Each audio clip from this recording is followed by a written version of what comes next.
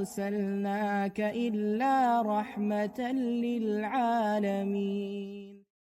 السلام علیکم ورحمۃ اللہ وبرکاتہ۔ سیرت النبی صلی اللہ علیہ وسلم کی اس خوبصورت سفر کی آج 20ویں قسط حاضر ہے۔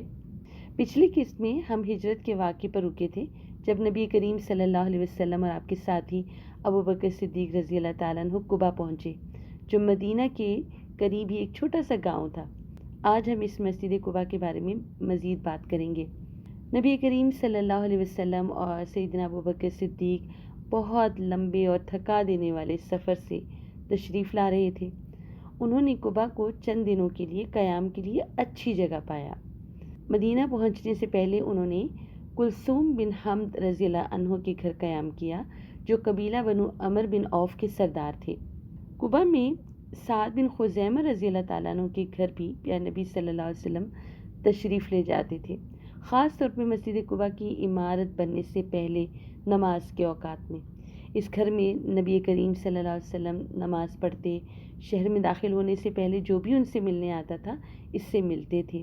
اس کی وجہ یہ تھی کہ سعد بن خزیمہ رضی اللہ تعالیٰ عنہ اس وقت اپنے گھر میں اکیلے رہتے تھے، اس لیے میزبان اور مہمان ان دونوں کے لیے آسان تھا کہ نبی کریم صلی اللہ علیہ وسلم کی زیارت کے لیے آنے والوں اور اسلام قبول کرنے کے لیے آنے والوں اور رسول اللہ صلی اللہ علیہ وسلم سے ملاقات کے لیے آنے والوں کے لیے آسانی رہے۔ سعد بن خزیمہ رضی اللہ تعالیٰ عنہ کے گھر کو بعد میں دوسری مسجد میں تبدیل کر دیا گیا۔ اسے مسجد سعد بن خزیمہ رضی اللہ تعالیٰ عنہ کے نام سے جانا جاتا ہے، اور یہ مسجد قبا سے الگ پائی جاتی تھی، حالانکہ اس سے بہت قریب تھی۔ گھر کے بعد اس کو مسجد کا درجہ دے دیا گیا تھا اور اس کو مسجد سعد بن خزیمہ کہا جاتا تھا۔ قبا میں قیام کے دوران سیدنا علی رضی اللہ تعالیٰ عنہ، سیدہ عائشہ رضی اللہ تعالیٰ عنہ اور اسماء رضی اللہ عنہ بھی رسول کریم صلی اللہ علیہ وسلم کے ساتھ شامل ہوئیں۔ مسجد قبا سب سے پہلی مسجد ہے جو اسلام میں رسول کریم صلی اللہ علیہ وسلم نے بنائی تھی۔ مسجد قبا کی تعمیر رسول کریم کا پہلا بڑا پروجیکٹ تھا۔ جب آپ پہلی بار مدینہ میں داخل ہوئے تھے تو یہ پہلی تعمیر تھی جو آپ نے فرمائی۔ رسول کریم صلی اللہ علیہ وسلم نے سب سے پہلے قبلہ کی سمت کو نشان زدہ کرنے کے لیے ایک چھڑی رکھی، جو اس وقت شمال کی طرف یروشلم کی طرف تھی۔ یروشلم کیا؟ القدس کی طرف۔ مسجد الاقصی، اللہ کے رسول صلی اللہ علیہ وسلم نے اپنے مبارک ہاتھوں سے پہلا سنگ بنیاد رکھا اور پھر اپنے سب سے بڑے ساتھی ابو بکر صدیق کو بھی ایسا کرنے کی ہدایت کی۔ اس کے بعد باقی صحابہ کرام نے اسلام کے چوتھے مقدس ترین مقام کی تعمیر کے لیے جد و جہد شروع کر دی۔ انہوں نے اس چھوٹی سی مسجد کا نام مسجد القبا رکھا، جو مدینہ میں مسجد نبوی کے بعد دوسری بڑی اور بہت عظیم الشان مسجد ہے۔ اس کی بہت اہمیت ہے کیونکہ یہ اسلامی تاریخ میں تعمیر ہونے والی پہلی مسجد تھی۔ آج مسجد قبا مدینہ منورہ سے تقریباً 7 میل کے فاصلے پر ہے۔ یہ سرسبز ہے، خوبصورت زمین پر ہے اور مسجد کے قریب میں بہت سے خوبصورت باغات بھی ہیں۔ مسجد قبا میں نماز پڑھنا بہت بڑی سعادت ہے۔ مسجد قبا کی فضیلت قرآن کریم میں سورۃ توبہ میں بیان ہوئی ہے، اور اللہ تعالیٰ نے سورۃ توبہ کی آیت نمبر 108 میں فرمایا، بلا شبہ وہ مسجد جس کی بنیاد روز اول سے تقوی پہ رکھی گئی ہو زیادہ حقدار ہے کہ تم اس میں کھڑے رہو، یعنی کہ اس میں نماز کا اور قیام کا اہتمام کیا جائے، اللہ کی عبادت کی جائے۔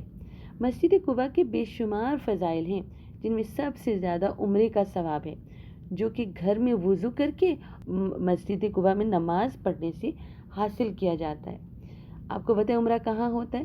مکہ المکرمہ میں، لیکن مدینہ منورہ میں جب کوئی وضو کر کے گھر سے نکلتا ہے اور اس مسجد میں جا کر نماز پڑھتا ہے تو اس کو اس کا ثواب ایک عمرے کے برابر ملتا ہے۔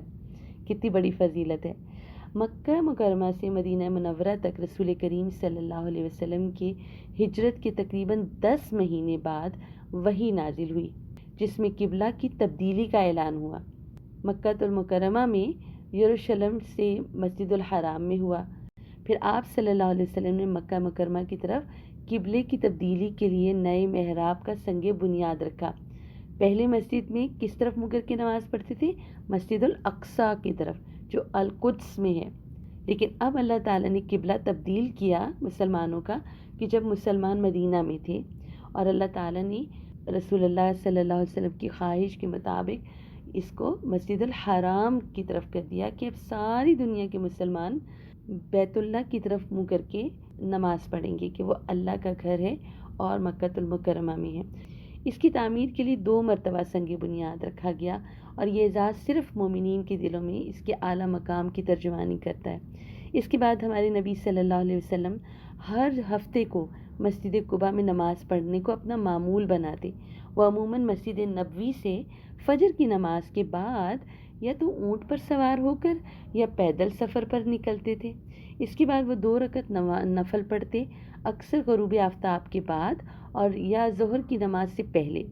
سعد بن ابی وقاص رضی اللہ تعالیٰ عنہ، عمر بن الخطاب رضی اللہ تعالیٰ عنہ اور ابن عباس رضی اللہ عنہما سمیت بہت سے صحابہ کرام نے بیان کیا کہ نبی کریم صلی اللہ علیہ وسلم نے مسجد قباء میں 2 رکعتیں پڑھنے کو مسجد اقصی میں 4 نمازیں پڑھنے سے ترجیح دی ہے۔ یعنی کہ کس مسجد کا مقام زیادہ ہے؟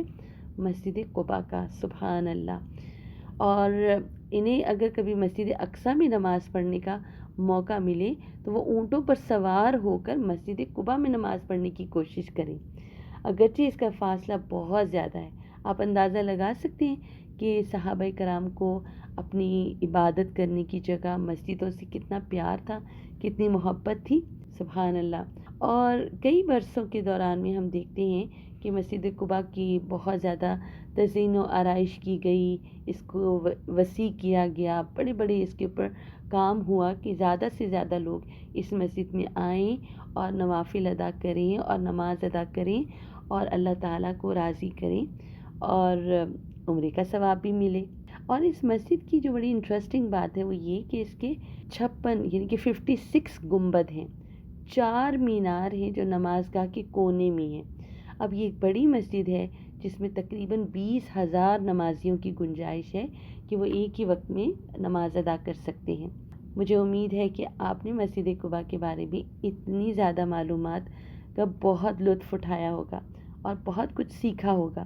اب آپ نے اپنے دوستوں کے ساتھ، اپنے گھر والوں کے ساتھ اس کو شیئر کرنا ہے تاکہ جب بھی کوئی عمرہ کرنے کے لیے جائے، جب بھی مدینہ منورہ کوئی زیارہ کے لیے جائے تو وہ مسجد قباء بھی ضرور جائے، کیونکہ وہاں پر نماز پڑھنے کا ایک عمرے کے برابر ثواب ملتا ہے، اور یہ وہ مسجد ہے جہاں پر پیارے نبی صلی اللہ علیہ وسلم نے قیام کیا سب سے پہلے۔